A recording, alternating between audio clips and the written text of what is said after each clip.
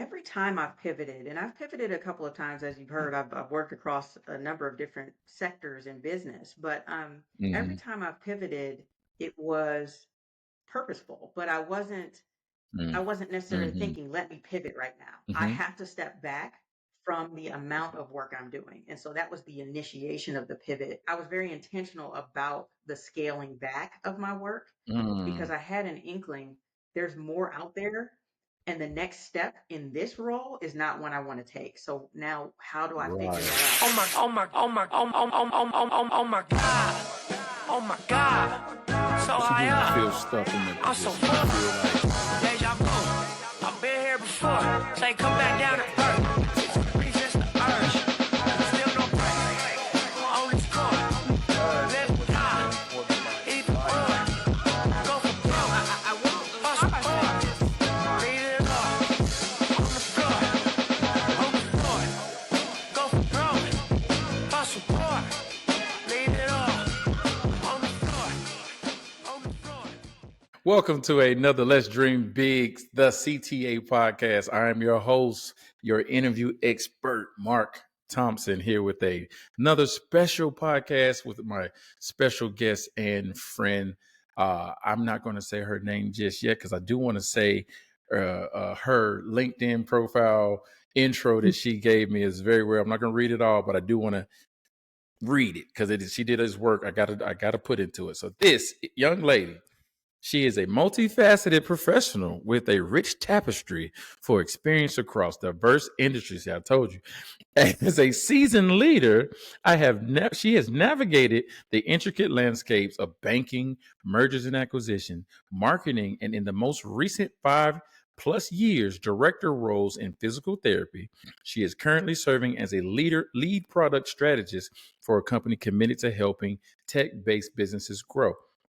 Her passion, I'm skipping a whole dialogue. Her passion for healing and empowering others is foundational to who she is professionally and personally. The accumulation of all her experiences has prepared her to pivot into product management, where she's broadening her impact for the benefit of others. Ladies and gentlemen, this is Miss Una Stevenson. Welcome to the show. Thank you. I'm Thank you glad. for having me. I'm glad to have you here. This is a very spirited, passionate intro. I mean, I want you to be able to give more of this stuff and shed light on what you shared. But yeah, you use some great dynamic words. I'm telling you, you might need to teach a resume course for real the way you structured this. I'm hiring you just off the intro. This is good. Well, thank This you. is Thank good. you. I was trying to make sure I included enough to go off of Hmm. so people know who I am and all of that. Well, that's great. And they're going to know who you are now. Because honestly, again, I found you on, it's funny how we met. We met on LinkedIn. I Hmm. introduced myself. I wanted to learn about what you do. And that's one of the things I teach as well. Just go out there, network, be curious about folks that you Hmm. see. And the crazy thing is we got common folks. One of my other guests, Kenyatta Hall, who's been on the Hmm. show. She, Hmm. I think, supports you, mentors you, or helps you with some product lead information as well, or Yeah. product support. So, wow, small world, small world. Hmm. Yeah. Yeah, we actually Kenyatta and I work together to do strategy. We help each other. So there are areas Mm-hmm. where she's strong in helping me, and it's almost like bartering services, in it, so to speak. But it's been so beneficial since I met her. I think I met her late last year, and Okay. she's been on the journey in part with me, and vice versa. So. Mhm. Yeah, that's beautiful. On I think in a couple aspects of just being able to be available and open to receiving new people Mhm. that may be able to help you, and that's a part of your journey. That's good. So 100%. Mhm. let's go ahead and jump into it. So let's tell the folks, who is Miss Stevenson. Tell us about yourself. And we're exploring entrepreneurship for a lot of folks in the RDU area. You're in this area. Just tell us about who you are. What do you mean to this world and this earth? Oh, that's a heavy question. No, as it pertains to just who I am in this entrepreneurship kind of world, I'm actually new to entrepreneurship, but I'm not new to business. I've been working just under 20 years professionally, doing different aspects of business, marketing, international business, banking, Mm-hmm. mergers, acquisitions, you name it. And so kind of the culmination of all of those experiences has really shaped me and prepared me to go into this journey of entrepreneurship. Um, my Mm-hmm. real motivation behind entering this world of entrepreneurship is to impact more people. In the director seats Mm-hmm. that I was in, and in some of the roles that I worked in different companies, there was always seemed to be a bit of a ceiling, and not from the Yeah. standpoint of I couldn't get the next job or that sort of thing, but it was even in the next role, my influence was limited to that particular pool of people, specifically Mm-hmm. in the rehab space. And so as I've worked to do self-paced learning the last couple of years and then really apply it to my teams, I thought I can leverage all the skills that I have in order to um, really touch more of the world. Um, Mm-hmm. One of the things that we kind of have talked about in times past is leadership and even your positioning as a purpose as opposed to Mm-hmm. just my position as a role, right? And so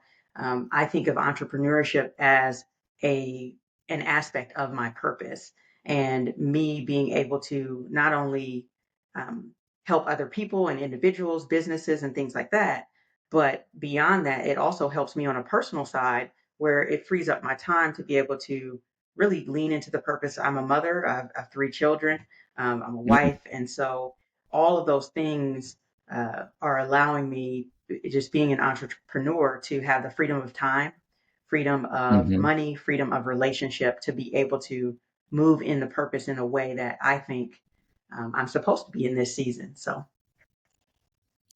Oh, that's amazing. It's amazing in a couple ways, but I guess before I jump into, your entrepreneurship and I guess your work as a product strategist, I know those are key things that you're doing today. And you've been in mhm. when you said physical therapy, I was like, wow. When I met you, I was like, hold up, you're over here and you're over here and you're over here. But what I want to talk about, because you said something I think is really important, and as I talk about different careers and issues all the time that people face, that that bubble of wanting to move up the ladder and being somewhere for so long and nobody recognizing that it's your turn, it's your opportunity, something that you want. How did you deal with that? And then what advice would you give to somebody to push through that wall? I think for me, the way that I dealt with it specifically in the last leadership roles that was in, um, I really just said, okay, I communicated as much as I could. Here's what I desire Mm-hmm. as far as the next step Mm-hmm. and moving up. And not just communicating it to, laterally, I'm communicating it up the ladder, right? To my management or leadership and saying, Mm-hmm. hey, these are the things I desire. And then getting clarity on exactly what I need to do to move into that next level and that next role. And so Mm-hmm. I would advise anybody who's wanting to be promoted, to move forward, to move up into even greater levels of leadership, um, to communicate it. That's the first thing. But also track what you've done to prove Mm-hmm. that you are capable of doing those things. Where you're gone above and beyond, maybe doing something you weren't necessarily asked to do, but you maybe spearheaded an event or any of the things that I think could put you out there and say, hey, well, I've done this, this, and this, and I believe that I'm ready for more um, Mm-hmm. responsibility. I'm ready to manage more people or go into this space. Along with these things, are there any things that you suggest I be doing so that I can be prepared? Um, that's how I leveraged that space and really managed that space to the best of my ability. Uh, Oftentimes, as the director in the director seat, I was a lone leader, right? I didn't have people Mm-hmm. on site that were above me or in leadership above me. So it was really, I had to create a track record and document. Mm-hmm. Right. Documenting is very important. And so I would suggest that to anybody. Write down what you do. And then at the end of Mm-hmm. every month or at the end of every quarter, summarize it and then send it out and say, these are the things I've been doing as we meet for quarterly review or, semi-annual review or annual review. These are the things that would be included in that, and say, I've done these things over the last Mm-hmm. year, and I believe that they're foundational to me moving up. And so for me, in looking at it from the director seat where I was before, I decided I didn't want the next step up. I wanted to move and branch Mm, out, which is how I ended up coming into the entrepreneurship world. got you. So, Got you. mhm. No, that's good. I guess the communicate, track, and clarity. I say keep your receipts. I think that is keep keep that your is receipts. Yeah, especially I for have a. for. I'm sorry. Go Go ahead. ahead. I'm sorry. No, I was saying especially I for was going to African say. Americans. Yes, 100%. I think, and it's an unfortunate reality, but it also helps you to say, "Oh, Mm, I've done some things," because it's very easy to forget what mm-hmm, you've done or not really place value in some of the things that you've done. And it's just like, even if it seems small, write it down mm-hmm, and just keep a record. Like, even if it's a week over week, I've had to start with every week, where it's like, okay, what did I mm-hmm, do this week that was beneficial to someone else, to the department, that had an impact in some kind of way? And tracking those things mm-hmm, really helped me, in the role that I was in, but also as an entrepreneur now, I still do that. So, okay, what are mm-hmm, some goals that I've set for myself and that I've accomplished over? I mean, I started the business officially in April of this year. I mm-hmm. registered my EIN with the state and all those things this year. Right, But even with the business being new, my experience is not new. I mean, I've been in right. the world working for a long time, and so I'm just leveraging that and whatnot. So I think that that's important, even in individual business. Write down what you've done. What have you accomplished? Mm-hmm. What have you achieved? And then weigh it against what you desire ultimately. Mm-hmm. That's good. I think one of Hmm. the, if you want to take it up a notch, this is something what I would call like that next level of seeking your clarity is kind of defining or Hmm. looking about what your leaders need or what is important to your leaders. Cause you could be doing work, but if they don't care about it, then so what? That's not important to them that promote you because you worked Yeah. on this project. But if that project moved the needle for the organization and made it easier for them, that's a connection. So make the Hmm. connection to the dots. And Hmm. that's why I talk about business acumen and people being clear and Hmm. paying attention to those all hands meetings. Keep the notes, take screenshots, and have questions. Like it's important to know what your leaders are doing because they're like, wow, this person is on to what we're doing. They have keys, they have clues, they have knowledge, they have information that actually help elevate us. We need somebody like that. And your Hmm. manager is going to speak for you when you do those things, hopefully. But I like Hmm. all of that stuff is there. And then after doing all that stuff, like you said, you realize this is not where I want to be. I want to be somewhere else. I want to do Hmm. some other things because I actually have more skill sets that could be used somewhere Hmm. else. And that pivot, what is that?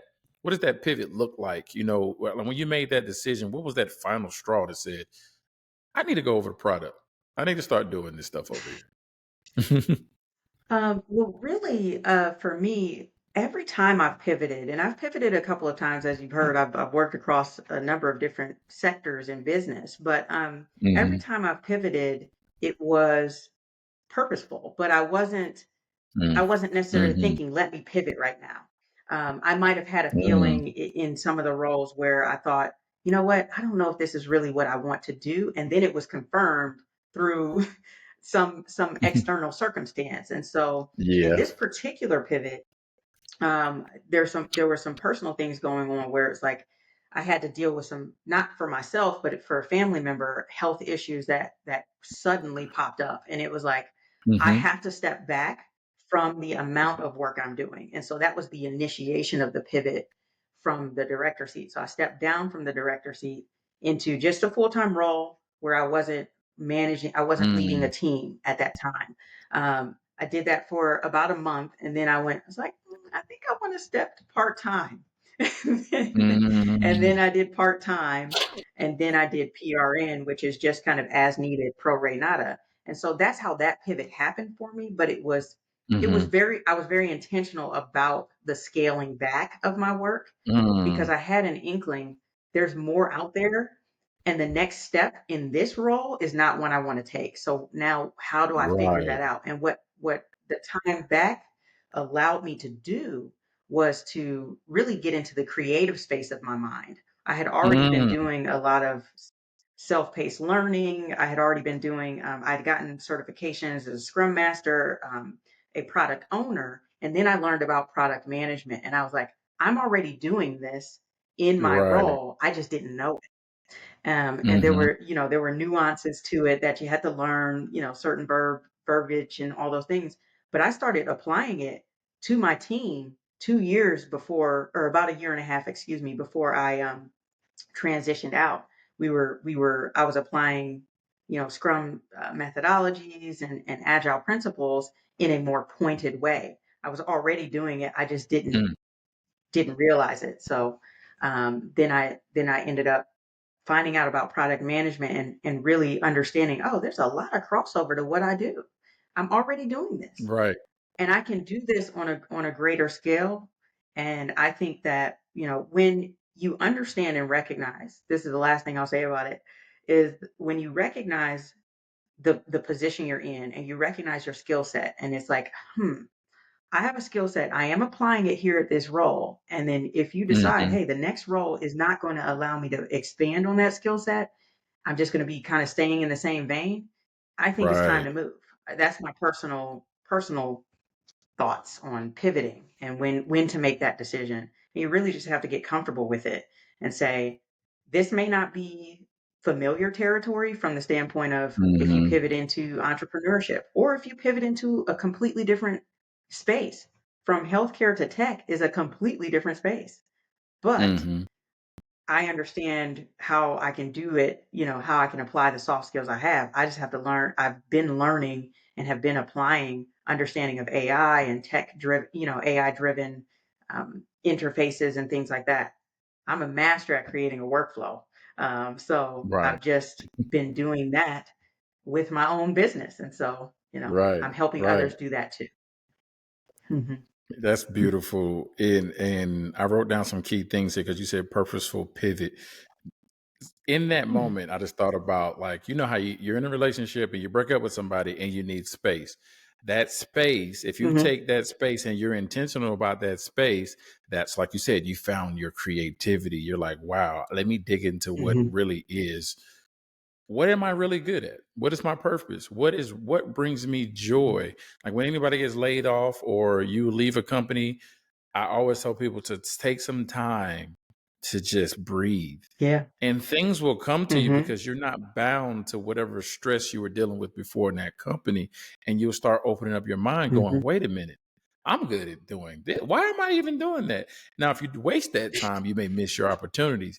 But you said exactly Mhm. that, it's kind of like reconfiguring what is going to bring me joy. And that's the title of Mhm. today for this is entrepreneurship. Was leadership, but it's entrepreneurship as a purpose and a promise. And I think Mhm. we're leading Mhm. that. I mean, you said it. You said a lot of things here that provide absolutely what you should Mhm. be thinking about. And I'm teaching people Mhm. within this podcast, within my course, to think of, okay, I want a job, but it like you said, one of the things I always talk about, if you're going up a tree and you're going up a tree and trying to climb up the ladder, but if you go to a tree branch that has dead roots, Mhm. you're at a dead end job.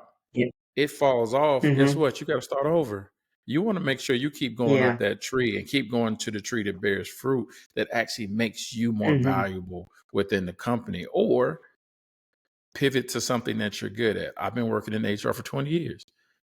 So I started Career Mhm. Transformation Academy, Yeah. if you're good at Mhm. cooking and you've been chefing at a restaurant, start your own business, start cooking food. People like your Mhm. food. You're good at it. Figure the things out to Mhm. help you pivot into your purpose and not just be another number. So that's beautiful. Right. That's beautiful. 100%. Yeah. Mhm. So let me take it back to, let's say, young Una. What is who inspired you? who inspired you to be who you are today? You know, what role models were someone or some people that you looked up to help you build your mindset to who you are? Um, Hands down, my grandparents. So my grandparents raised myself and and six siblings. And so my Wow. grandfather was the type of guy, they're born in the 20s, 1928, 1929.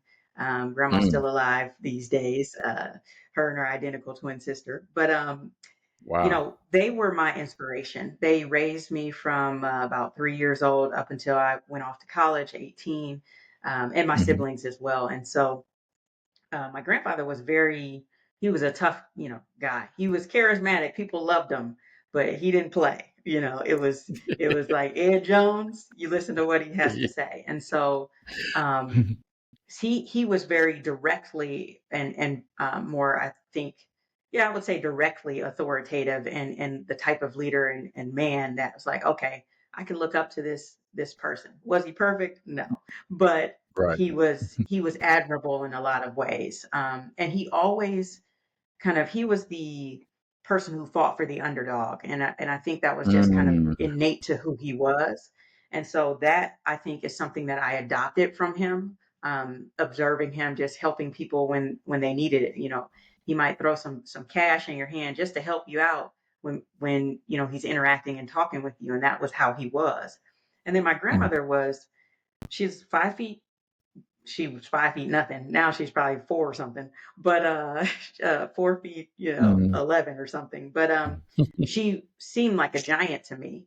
And mm, part of it, I think, was because of her nature internally. She was a very quiet, authoritative person. mhm, When she said something, you did it. It was as simple as that. But she never, it wasn't forceful. It wasn't mean or anything like that. And I think I've adopted aspects of both of their leadership styles, and their nurturing mhm, styles and things like that, into myself, and it really kind of fostered the foundation for how I like to lead. Now, I will say I was a little rough around the edges in mhm. the very beginning of my leadership journey, um, Of course. but my grandfather was We also all. Weren't we all, right? He was also a business Mhm, owner too, so I had that as something that I observed. mm, He owned several businesses that were successful, and he ran and managed and had teams and things like that. So I think even subconsciously, I never thought about entrepreneurship until this year, and I think it's mhm, almost like a manifestation of what I observed as a child. So they mhm. were my main motivation. Mhm. Man, shout out to good parents, grandparents, those who were there for us, because that, one of the things I'm learning. So I'm doing a lot of learning and training about just upper management, leadership, CEO type things. Just Mhm. so many books that I'm reading, and observation is one of the Mhm. key things to really building credibility. And I'm like, you never Mhm. think about it that way. And people always tell you, ask questions, get involved. But sometimes once you get in that circle, it's like, okay, let's watch how these leaders move and work. And we do Mhm. that automatically as kids. So when we're around our parents, we're going to Mhm. emulate what they do, and we're going to pick up their foundations. Mhm. And we're also going to pick up their generational curses Mhm. too. Let's not forget that. But but we're going to I drive some of that into our future. What are you going to Yeah. say? Well, and you speaking to that, it makes me smile and laugh because it's 100% true. I think that for me, one of the things that I was able to do early on as a child was, I have five brothers, and we all went through foster care in different situations. And I think the Mhm. statistical kind of situations that you would think, okay, well, you've been in foster care and you're more likely to go to jail or do these things or whatever, Mm, they fit those statistics. I remember observing that and saying, I don't want that. So not only right. were the negative things an influence, they were an influence in a way that turned me towards, I've got to go somewhere else. I've got to do something different than what maybe statistically is stacked against me. And that's Mhm. kind of who I've always been. And so I think that was a part of my influence as well, was seeing how things were going, that I was like, no, that's not the path I want. That's not the journey I Right. want. And so how do I craft a journey for myself? And I also believe it really influences how I think about business. because I can take somebody's vision or somebody's understanding of what their problem is and say, okay, I hear you saying that, but this is truly the underlying problem. Usually people don't Mm, really know the true problem. It's usually the surface problem. And it's like, and then I'm able to kind of bridge that gap mhm. between the problem and the potential solution. And so that's the way that I've always looked at business, being able to string things together and it started from childhood. Right. Just looking and saying, that's a problem I don't want to have, or a problem that needs to be solved. How do Mhm. I, how do I fix this? And how do I adjust? How do I, maneuver around this or solve the problem myself? And so it's been innate since childhood, I think. That me, I'm stuttering, but I see the correlation in a lot of that in that conversation Hmm. because um some of us are fortunate to be able to see that and be like, yeah, I don't want to do that. Then some are not. Like there's a couple stories out Hmm. there where people grew up in the same household, had the same experience, and then some people are like, I want better. I think there's a couple pieces here that we can tackle behind Hmm. that, which is like, okay, if you get the right exposure, your mind could be opened up to the beauty of who you could Hmm. really be. If you get the wrong exposure, it could be the same Right. situation, but just your perspective and the exposure leads you into the wrong Hmm. way. So, I Hmm. think some of us are just very fortunate to have the mindset to think, I want bigger, I want better, I want more, because I do see the Hmm. positive.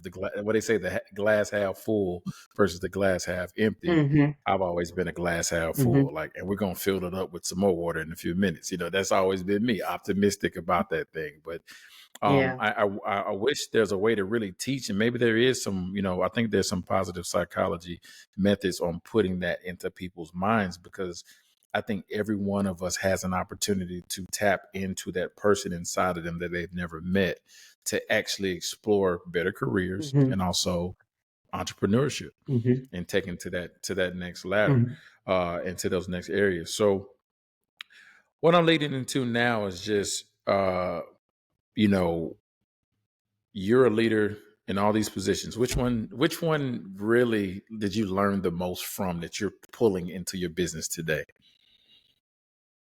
I mean, easily, I'd say it's the last two roles that I've had. So the most recent Hmm. is the lead product strategist for Tech Fleet, Hmm. and that's really it's a volunteer role.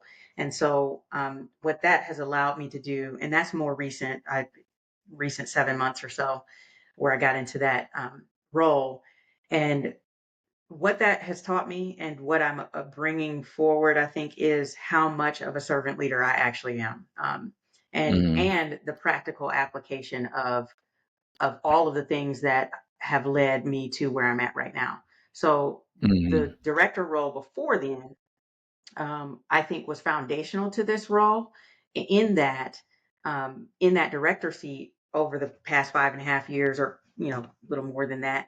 Um, when I was in those roles, the things that I learned and the things that I experienced, because I was usually the only one of my kind, or usually Hmm. uh, really the only female in a leadership position, and then only African American female as well. And while I don't, Hmm. subscribe to race being a big part of it, it played a part, I think, Right. specifically Right. in the environments that I was in. And so I think it really sealed in my understanding of my leadership journey as a purpose, and even a promise, where it's like I experienced some things where clients or patients and their family members were upset for no reason. I mean, it for reasons Hmm. that indicated the true reason. And I'll leave that on the table there for another day. But for reasons that were just really unsavory. And so, but I was able to lead and respond to those situations in a way that I feel like really sealed in the fact that I've matured in my leadership. So, I mentioned before, just Hmm. like you agreed, we all start out rough around the edges, and it's where you go from there, what you learn and take with you along the way. That's really kind of key. Mm-hmm. And so I think in that role, specifically with some of the challenges, because I started the role about a year before we moved here, and then when we came here a few months later, COVID hit. So I'm not from North Mm-hmm. Carolina, but then COVID hit. So there's a huge challenge just with that, right? You've got a huge Mm-hmm. undertaking with that. And I think what that journey taught me was that servant leadership is the best approach. I am leading from a perspective that I'm not here to dictate to you. I am here to serve, to help you to become the better employee or even a better person as best Mm-hmm. I can. And through my leadership, through my consistency in how I approach things, and through really engaging with the people under my leadership in a way that helps them to feel like I care, which I do.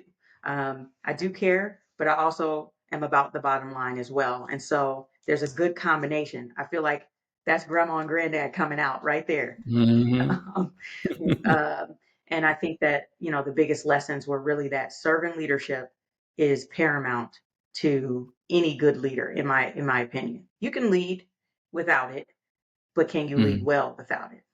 That's the question. Yeah.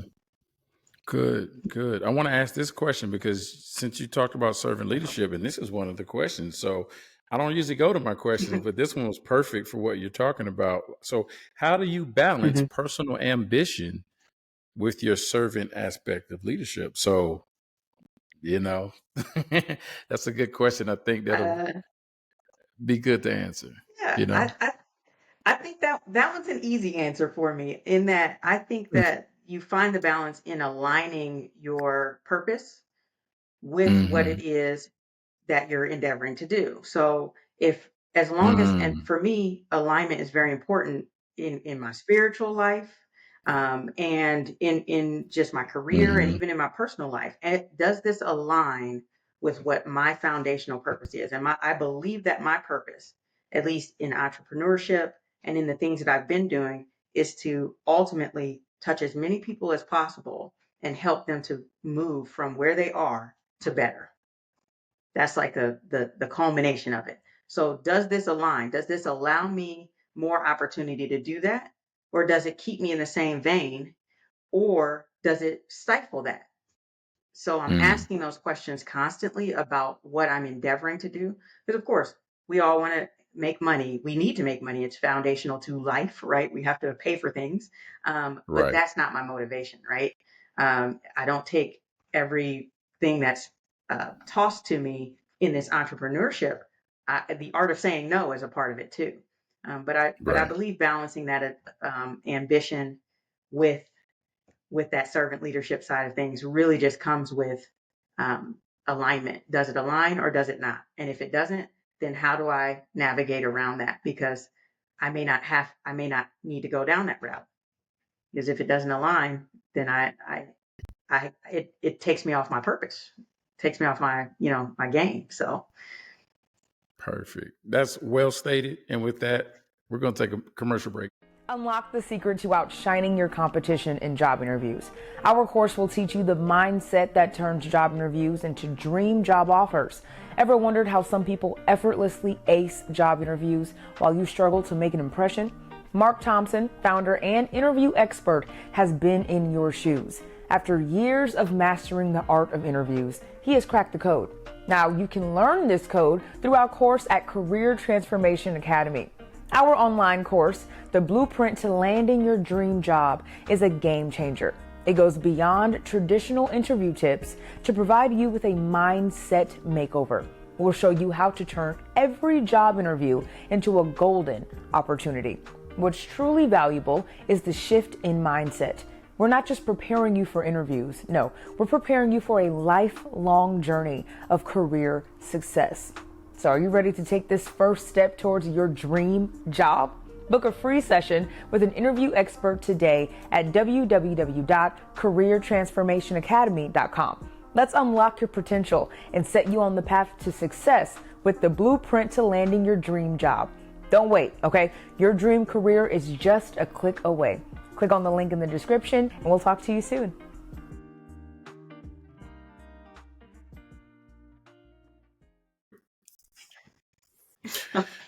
All right.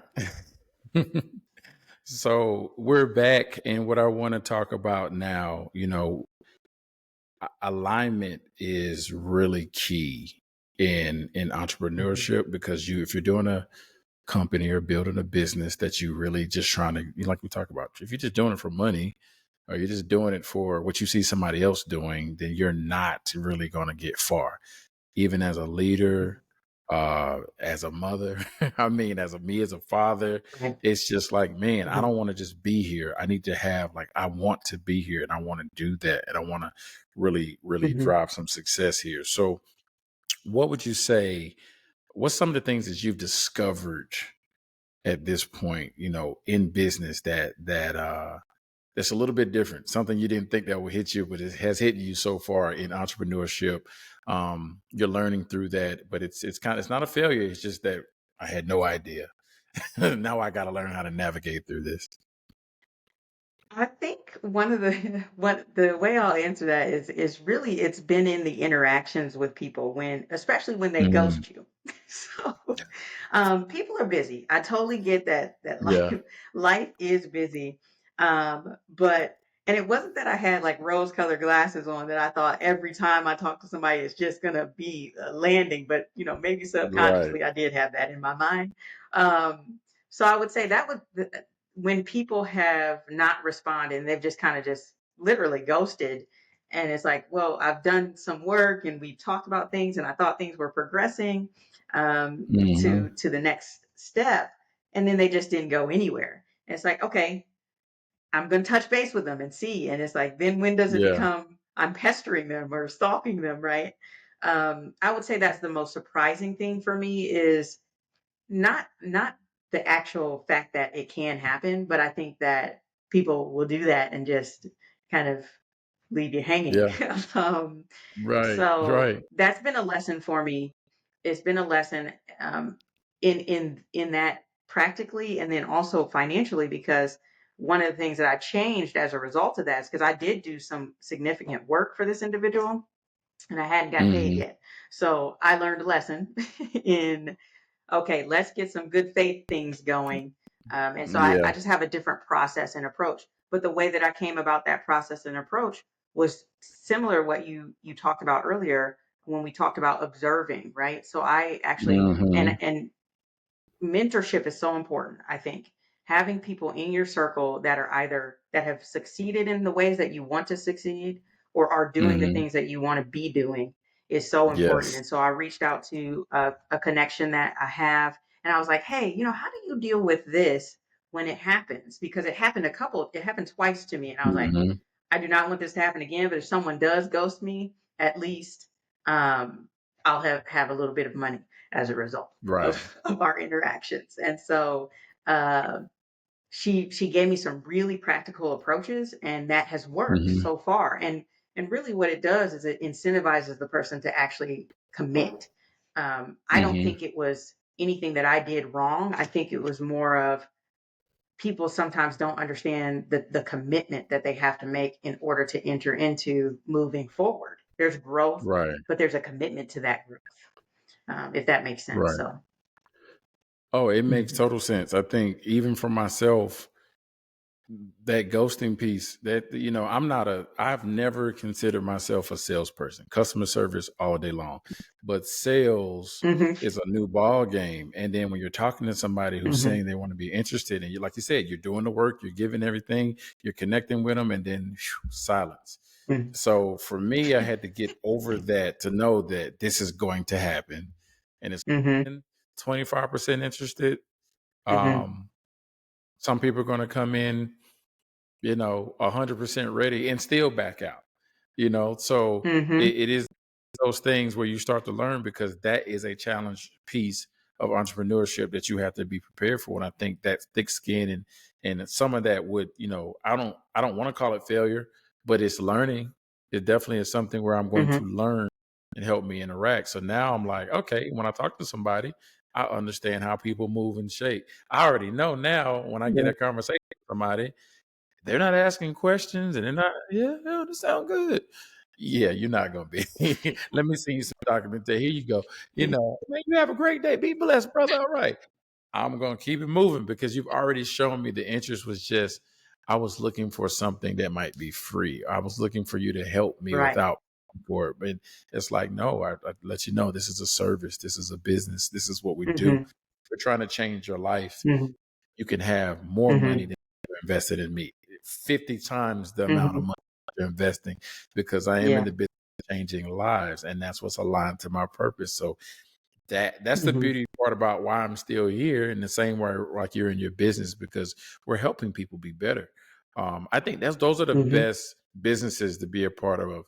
Even if it's food, Mm-hmm. you make you make Mm-hmm. people happy. Food is a Right. happiness thing. It's a drug, but you know, I Mm-hmm. mean, I'm pretty sure drug dealers will probably say the same thing.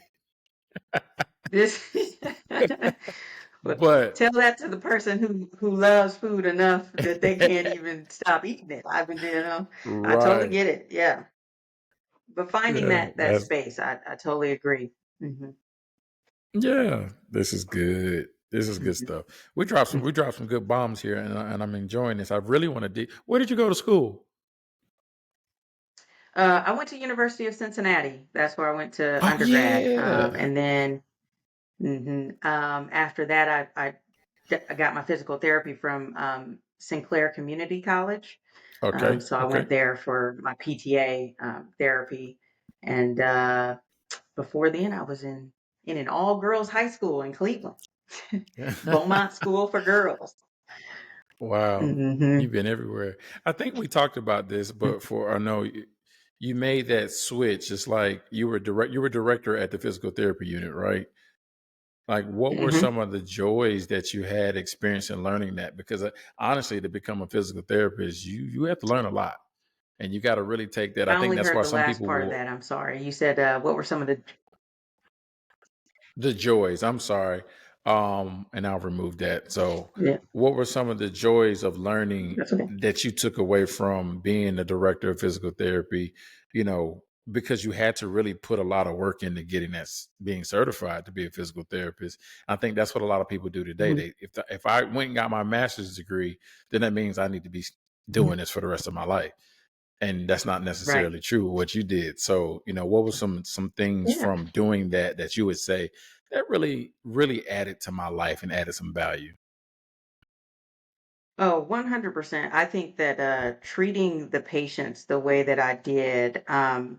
So I worked in with the geriatric population, and I part of that I Hmm. think was motivated by the fact that I was raised by my grandparents. So I have an affinity for the elderly, and so one of the main things that I really really enjoyed during that time was um, hearing the story. So I would often build rapport with my patients in a way that they felt comfortable. Oftentimes, they're in pain or they have different things going on, they're post surgery, different things. But one of the main things that I wouldn't even give it up now, really, is treating patients and helping them feel better emotionally, in addition to the physical. Um, Mm. assistance, that I was providing for them. Oftentimes, the most enjoyment I found was, 2 weeks ago you couldn't get out of bed. Now look at you. You're walking Mm. down the hall. I told you you were going to be able to Right. walk. And through listening to the things that I was telling them or would be teaching them and showing them, they were able to move forward in a way that they never thought possible because of their situation. That translates to all of what I do. It just happened to be physical therapy that I was doing that in, but in the vein of even entrepreneurship, I'm still doing the same thing. You think Hmm. your vision is just a vision, or maybe it's just a dream, but it's like we're going to take you from vision to reality. We're going to take you Right. from problem to solution, and so it's really the same thing, just in a different vein. And Yeah. so um, I think the other piece of it too was the leadership aspect. I had 17 people under my leadership in the last role I was in. And Mm. in that place, it was like, okay, between therapists and admin and all the other people under my leadership, what I really enjoyed was bringing the team together. And part of that Hmm. was the promise piece of my leadership. I always told them, one, I'll be accessible to you. If you have any Mm-hmm. problems, any issues, any things, bring them to me. But I also want to hear from you about how I can better lead you. And so one of the first things I ever do when I come into a leadership position is have individual meetings with each person on my team so that I can understand how they best like to be led. And then as much as I can, I apply what they desire and what they need. But then I also tell them what my expectations of them are as their leader, and Mm-hmm. how I can we can gel together. Um, we're collaborating on my leadership journey and their journey in their employment and whatever their position is. And so Mm-hmm. that's kind of come across as a theme, I think. And that was one of the most enjoyable things as well. 17 people. That's a lot. And I had 30. So, but 17, to the average Mhm. person, to be able to manage that, put that in perspective, to lead, you do have to have your principles about yourself as a leader. You have to do a lot of organization. You got to do a lot of more. 100%. I tell people being a leader is probably something that might be a gift that's given to you as you're born, because everybody can't do it. There's a lot of managers out there that Hmm. are not good managers, and they don't know it. How do you tell somebody you're not a good Yeah. manager when somebody promoted you into that position? You know, Right. so Mhm. honestly, that's just the way things work. But I apply to anybody who can actually take that, but then also have the wherewithal to really make a decision and say, well, I did my work here. My time is up. Mhm. You guys should now be able Yeah. to fly, and I'm going to exit Hmm. because I did my job. And then when, like you said, when you get back into that space of being an IC, it's like, oh my God, Hmm. I'm not going back. It's good money, but I, But I don't want to go back. Like, I like the entrepreneurial space. I like hmm being an individual contributor at most. But if I have to go back to teaching and training and coaching, because almost like adults end up becoming kids sometimes. It's really like yeah. on the borderline of that. I have a group of, it's a family environment sometimes, or I just got a bunch of kids Hmm. that are adults that want and they need, and you have to align to every single personality. And I mean, you have three, so you already got Hmm. to go to work and then deal with three at Hmm. home. It's like, oh my God, I don't even know how you manage that. Like, how do you do that anyway? Let's talk Yeah. about that. You're a mother of three and you're married, you got a Hmm. husband, so you're probably the product Hmm. manager and strategic manager at your own home. How do you manage the day? Oh, I know even to get to this podcast, you had to do a lot of stuff last week. So yeah, talk about oh that. yeah. I think that the main way that I look at it from the perspective of just raising these children, and then balancing just life as a whole, right? As a wife, I have a Mm-hmm. role as a wife, and then a role as a mother. And each one of my children are very much so individuals. They are not the same, even Mm-hmm. though we live in the same house. We are raising them in the same way. I think one of the key things for me is that observation piece that you talked about, where I step back Mm-hmm. and I look at my kids and even my husband and try to, say, okay, you're behaving in this way. Are you sad? Are you upset? Really observing their personality types and the stage of development that they're in is really important, because Mm-hmm. my kids are of different ages, 9, 6, and 2. So they're all in Mm-hmm. different development stages. And I think having that foundational understanding allows me to be very patient with them. But I recognize with children, you have to repeat yourself all the time. It was the same in my leadership roles. So it's like, Mm-hmm. if I'm not if I'm not a patient person, so to speak, if I'm not the type of person that has the patience to repeat things or to help people to understand the same thing again, then I'm not ready to lead, because in leadership, you Right. have to do that. And so I think the way that I balance that is understanding, one, my purpose. I didn't, I was blessed to have these children. They are a blessing, and Mm-hmm. I am responsible for them along with my husband. And I take I want to take care of the blessing I've been given. And so that's really Mm-hmm. kind of where I find balance in caring for them and doing the things that I do. And it's like, this is going to be best for you. My daughter wanted to stay, kind of be here during this Mhm. podcast. And I was like, no, I need no distractions. And Right. balancing disappointing them at times and saying, hey, I know you're disappointed, but this is going to be best in the long run, not only for me, but for Wow. you.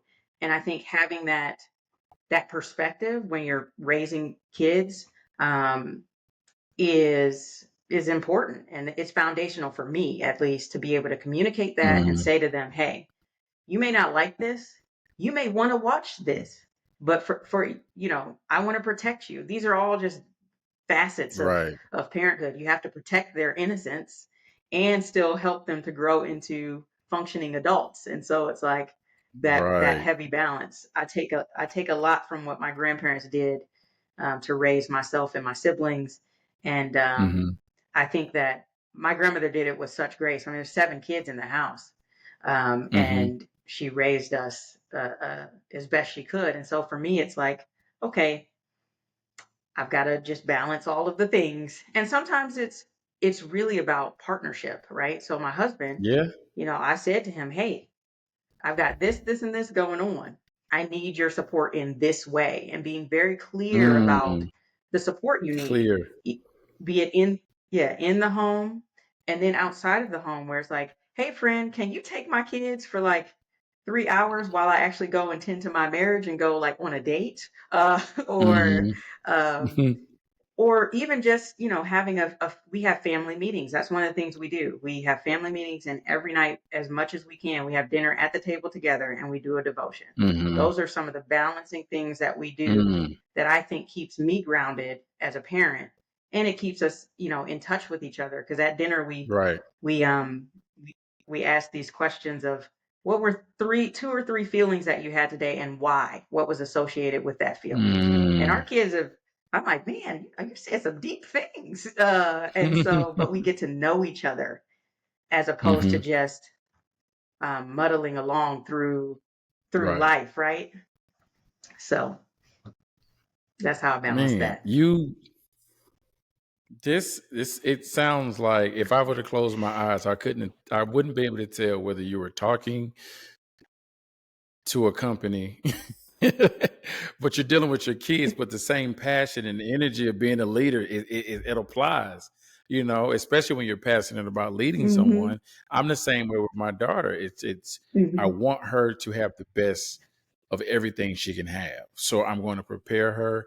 I'm going to Right. condition her. And I have more of that aspect of love, but then also from my higher power to serve her the way I should. At work, it Mm-hmm. transitions the same way as a leader, in the fact that I am here to Mm-hmm. put you where you need to be. And that creates the trust, that creates the Mm-hmm. value, that creates the pride.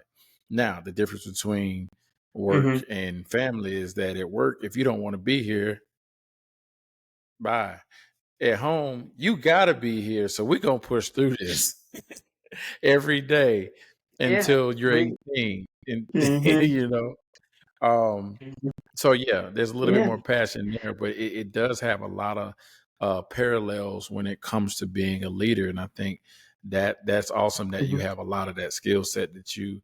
And the biggest piece there I want to talk about. We can talk about communication in depth, but communication.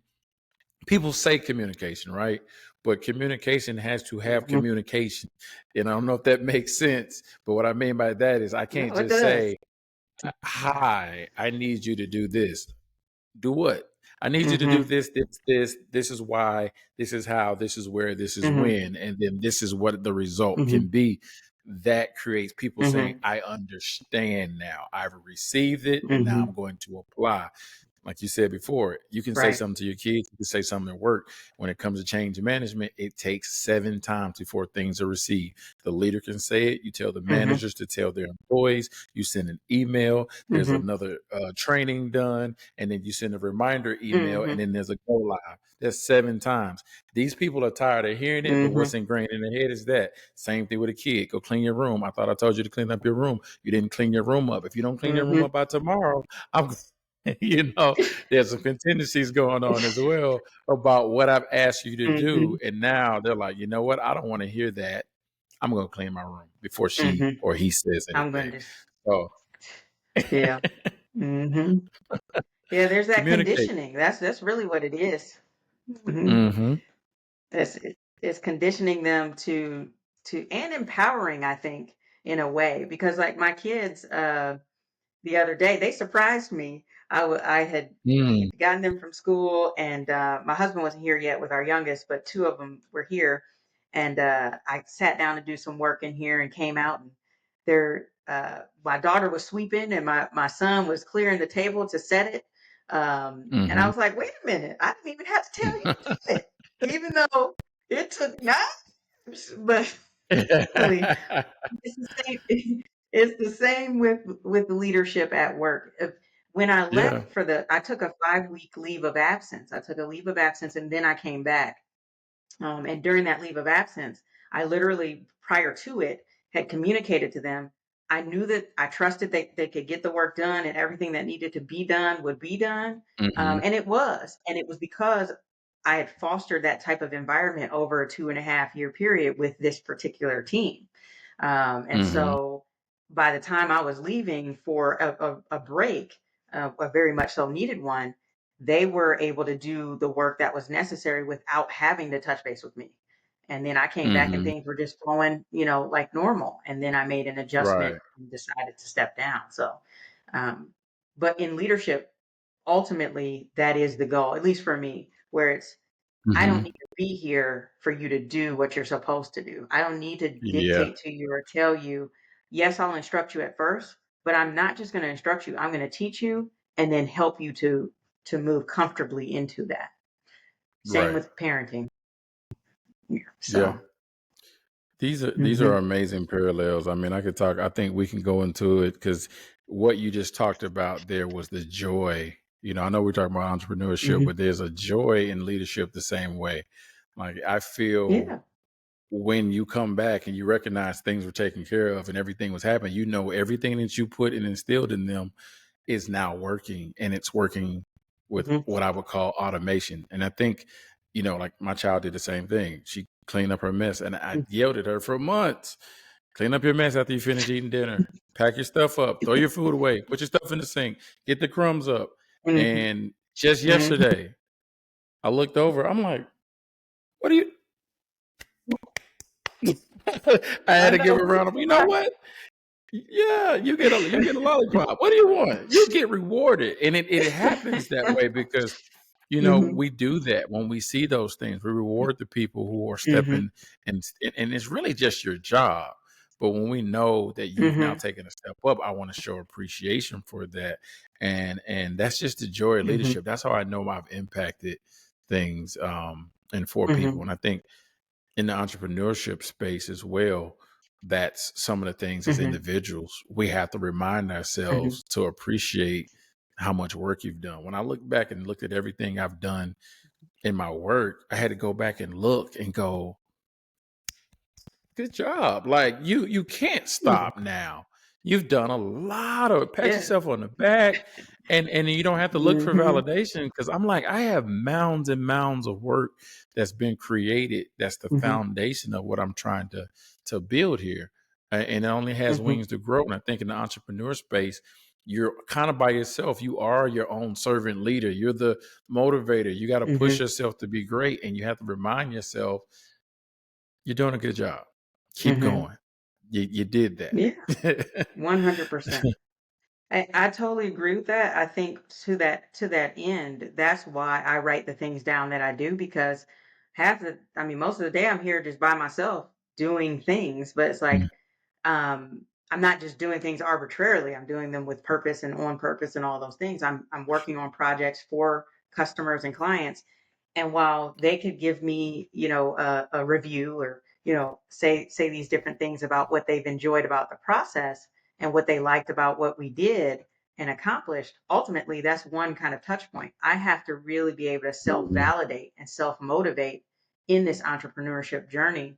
And it's the same in leadership, because leadership can be very lonely. It's very lonely at the top. Hmm. And, Right. and to the point of what I shared before, where it's like I was the only person representing any leadership for the company I was working for. I'm doing the same thing in Hmm. entrepreneurship. I'm the only one representing right now. I do have some partnerships that I have kind of coming down the line. and that are very helpful.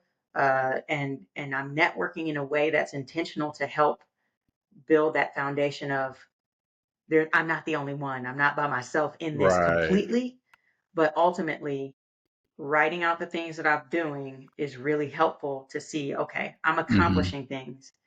I'm not in this by myself. And it's a self-motivation, self-encouragement sort of perspective. Hmm. This is good. Oh, I kind of want to dig into something. We'll probably ask you two more questions, and then we can Hmm. wrap up a little bit. You're an African American woman who has started their own business, and I know Hmm. African American women across the world are going out here and getting the bag and making things happen. What advice do you Hmm. give to that young lady who is aspiring to just start something or build their own brand or start in this? I mean, we probably said some of the things already, but what advice would you give to some inspiring young African American women? I would say the first thing, do it scared. Um, sometimes we don't I have like the that. examples that are in our personal lives, but do it scared. Hmm. There's never going to be a perfect time. The perfect time is when you're thinking about it and when the idea is there. Don't wait, don't delay. And I'm not talking about just go jump in the pond and you don't have some sort of life vest on, but I do mean Right. moving forward and doing something. Hmm. And the way that I'll prescribe that, I guess, at least in entrepreneurship, it is when I started. Um, when I started doing work I did a project for a family member and I did it and they didn't know. I just was like, I'm going to surprise them with the work I'm doing and hope Hmm. it lands well for them. And it was after a Hmm. conversation that we had. And I took that information and I was like, let me just put my brain to work the way that I really see that I can. So I got to work Hmm. creating and doing different things. And then I was like, hey, let's have a meeting again. And then I presented what I did, and it was and I've refined that process since. I mean, the process was horrid before, but but I started. That was the point. And then after Hmm. that, I actually registered my EIN and did all the things. And it was like just it wasn't perfect. It was not, Right. everything was in place and all of that, and it never will be. You're going to constantly iterate. That's the other thing. Hmm. Things will change. You will adapt. You will learn more as you go, but you can't learn if you don't go. It's Hmm. going to be very difficult to learn and apply that learning and you're not moving in some direction.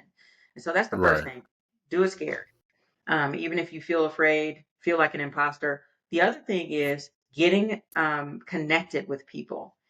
I have reached out Mm. to so many people that are now mentors to me that I didn't know. It was like, hey, Right. I see you are in this position. So initially, I was looking for roles as a product manager for corporations. So I was like, okay, let me look at somebody who's a senior product manager at a company I want to work at. So I would just put it in LinkedIn. It would search, Right. pull some people up, and I'm like, I'm going to send them a message. Hey, and this is what my message sounded like essentially. It was like, hey, I see that you're a senior product manager or you were, because some people weren't at the company, but they Right. might have been before. I would love to hear about your journey and how you got to where you are, as I'm endeavoring to do the same thing. If you're Hmm. open, here's a Calendly link. Set that up too, just automatically, because people you go back and forth with scheduling. I have Yeah. found that it does not work. Just send a Calendly, pick a date, and if you're open to meeting, I really hope we can connect. It's as simple as that. Not I need mentorship. Hmm. I want you to, because when you ask for mentorship, typically people are resistant to it because they think I don't have time. Um, one of Right. the one of the pages that I've taken from is Shelley Archambault.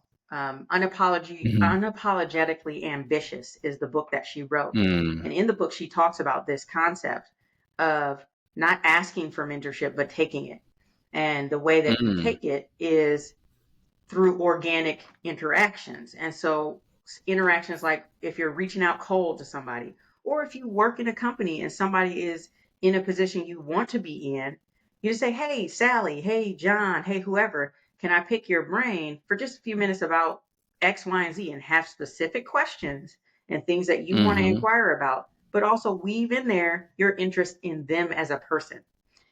Right. it creates a sense of connection, a sense of rapport, and you're getting the questions that you would ask a mentor without asking them to be your mentor.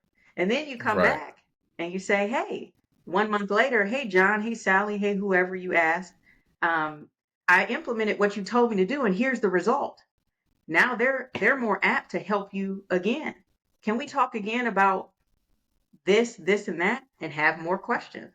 So now you're fostering mentorship and you're getting that without saying, can you be my mentor? Because most people will say, Mm-hmm. no, I don't have time to be somebody's mentor. I've got way too much going on. Right. But when you say, can I pick your brain? And they answer the questions that you don't have 50 questions, just ask a few, have some dialogue, take away Mm-hmm. some information, put it into action, and then come back with the results. They'll help you again. I can guarantee you that. So that's the second piece.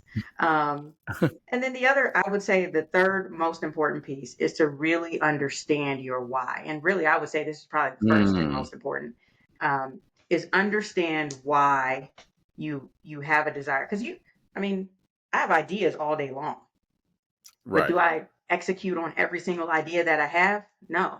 Is every idea for me? Nope. I might use this for a client later down the line, but it's not, not every idea is the winner, and you have to be okay with Mm-hmm. that. But make sure you start. Make sure you get in contact with people who are where you want to be, and make sure that you understand your why. Those are my three kind of pillars to entrepreneurship, at least at this point. And everybody can use it. I said for, African American women, but this is for anybody. Mm-hmm. And I love that you said do it scared.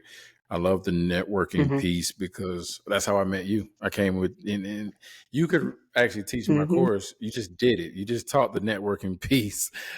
And that's what I say in the Yeah. part of my course as well, as I tell people, reach out, have a script. We got a script for you. Put it on there. The Calendly link is something a lot of people don't know about. When I discovered that, I was like, I hate the back and forth. Even though LinkedIn has a feature there, it's not Mm-hmm. cracked up. Here's a link. You It's not. find the time at Yeah. your convenience. Everything will be easy and smooth. Mm-hmm. I'm not trying to get any money from you.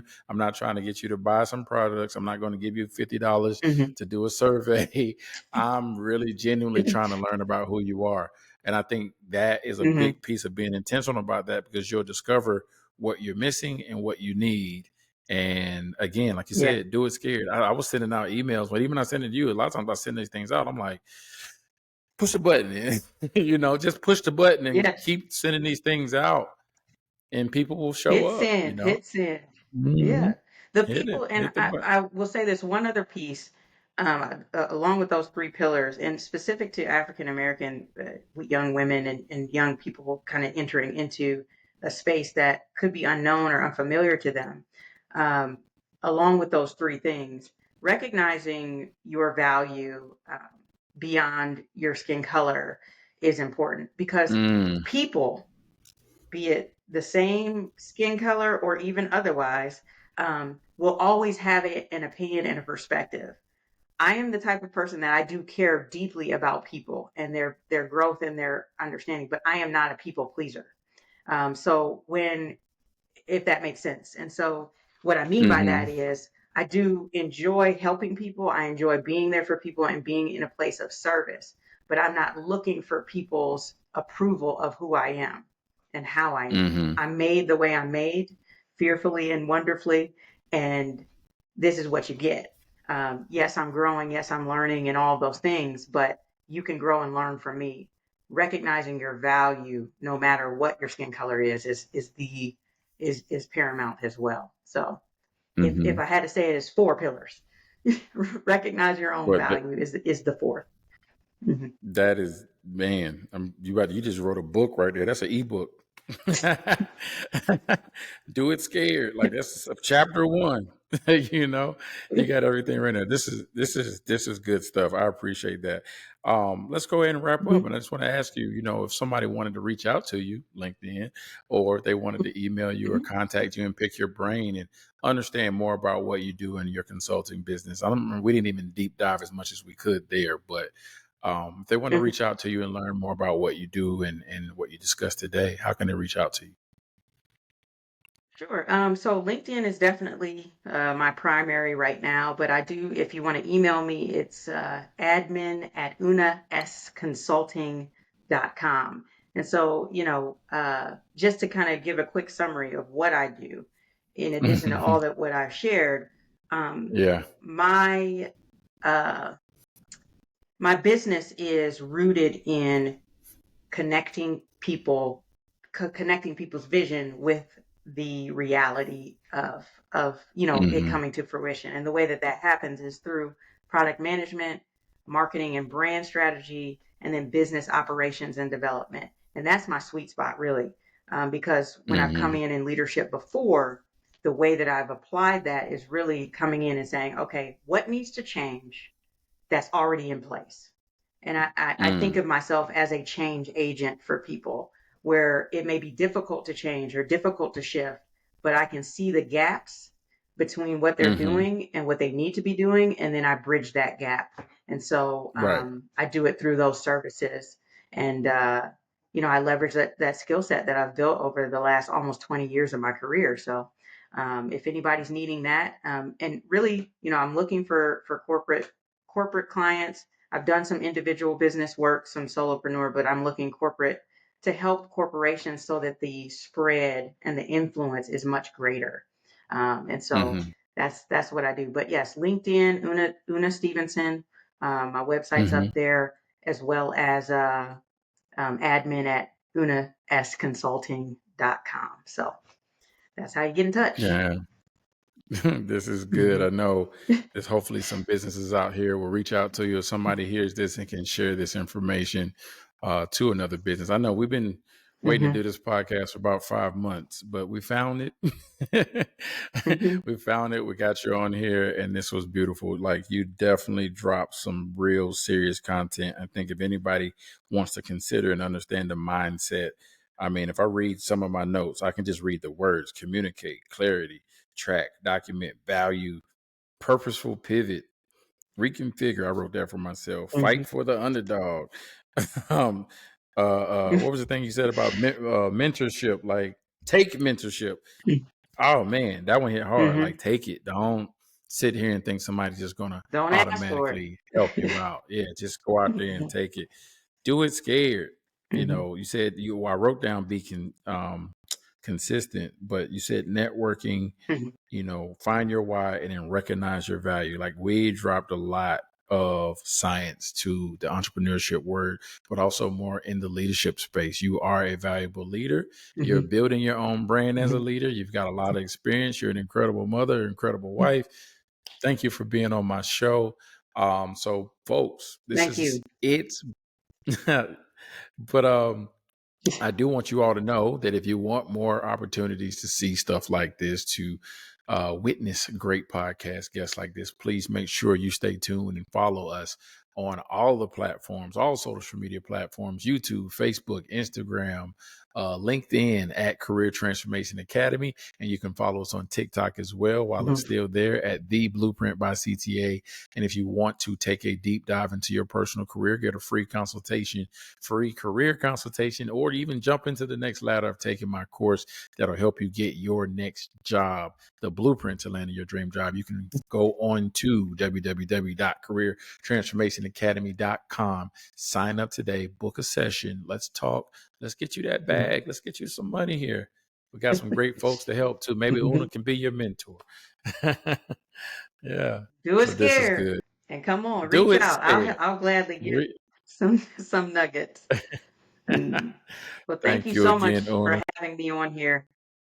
Thank you so much. I appreciate you, and thank you for a great conversation. I mean, this is great. This is awesome. This is awesome. And with that, we're out, people. Peace.